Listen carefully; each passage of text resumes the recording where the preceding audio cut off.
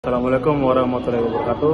Perkenalkan, nama saya Satria Ramadhani dari kelas Ganjil Prodi Agroekonomi Teknologi dengan NIM 2403016123. Di sini saya akan menjelaskan tentang Information Resource Information System dari mata kuliah Sistem Manajemen Informasi.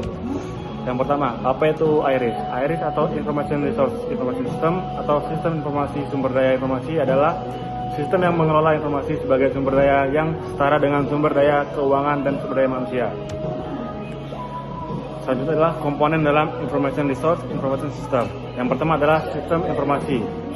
Sistem informasi atau spesialis ini mencakup para profesional yang terlibat dalam pengembangan, pengelolaan, dan pemeliharaan sistem informasi. Contohnya adalah analisis sistem, programmer, administrator basis data, dan spesialis keamanan IT.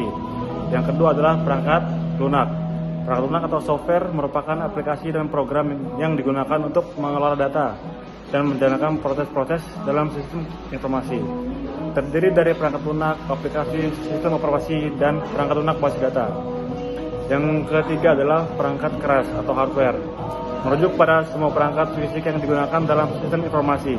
Ini termasuk komputer, server, perangkat penyimpanan, jaringan, dan perangkat input atau output seperti printer, scanner, dan lain-lain. Yang keempat adalah data. Data adalah bahan mentah yang diproses untuk menghasilkan informasi. Data bisa berbentuk angka, teks, gambar, atau format digital lainnya. Dan yang kelima, informasi.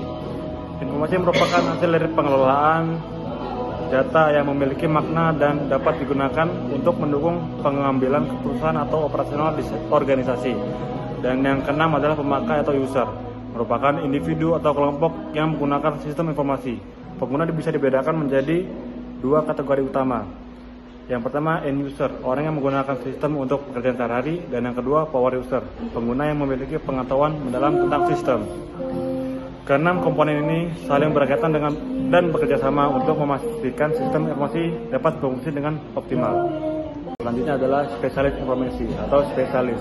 Yang pertama, sistem analis, seseorang yang mengumpulkan, mencatat, mengatur, menyimpan, memelihara, mengambil, dan menyebarluaskan informasi cetak atau digital. Yang kedua adalah programmer, seseorang yang mengembangkan sebuah aplikasi atau sistem pada komputer menggunakan bahasa pemrograman. Dan yang ketiga, database administrator, seseorang yang bertugas untuk menyimpan dan melindungi data dengan menggunakan software. Selanjutnya, network specialist, seseorang yang memastikan jaringan internet berjalan selalu stabil tanpa kendala. Dan yang kelima, operation personnel, seseorang yang mengelola atau mengurus segala kegiatan operasional yang berjalan di kantor. Lalu, subsistem sumber daya informasi terdiri dari dua, yaitu subsistem input dan subsistem output. Subsistem input terdiri dari tiga, yaitu sistem informasi akuntansi, riset sumber daya informasi, dan intelijen sumber daya informasi. Sedangkan subsistem output terdiri dari lima, yaitu perangkat keras atau hardware, perangkat lunak atau software, sumber daya manusia, data dan informasi, serta sumber daya terintegrasi. Selanjutnya, 6 tahap dasar untuk mencapai manajemen mutu. Yang pertama, kenali pemakai sistem informasi, tentukan kebutuhan mutu pemakai, tentukan strategi mutu sistem informasi, terapkan program mutu sistem informasi, dan pantau kriteria mutu sistem informasi. Strategi pengurangan biaya manajemen informasi. Konsolidasi, praktik penggabungan dua atau lebih perusahaan menjadi satu perusahaan baru. Konsolidasi dapat dilakukan untuk mengembangkan perusahaan dan meningkatkan profitabilitas. Downsizing, strategi pengurangan tenaga kerja perusahaan dengan cara memberhentikan pekerja atau menghapus divisi yang dianggap tidak produktif.